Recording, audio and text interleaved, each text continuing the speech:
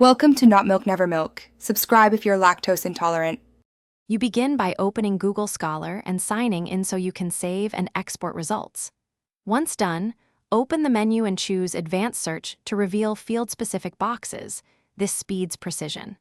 Enter exact phrases in quotes, combine terms with or, and use asterisk to capture word endings.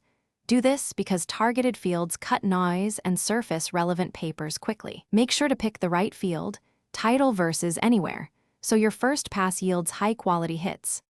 Now refine. Put an author's last name or a journal title into the corresponding advanced search field to focus on known sources. Once added, set a custom date range to prioritize recent work or historical context. This reduces irrelevant older hits. Combine or between synonyms to broaden without losing structure, and use not to drop unwanted topics. If you want high precision, switch to title-only searches. Doing so targets core papers rather than peripheral mentions, and explains why. Finish by sorting results by relevance or date, depending on whether you need classic citations or the latest studies.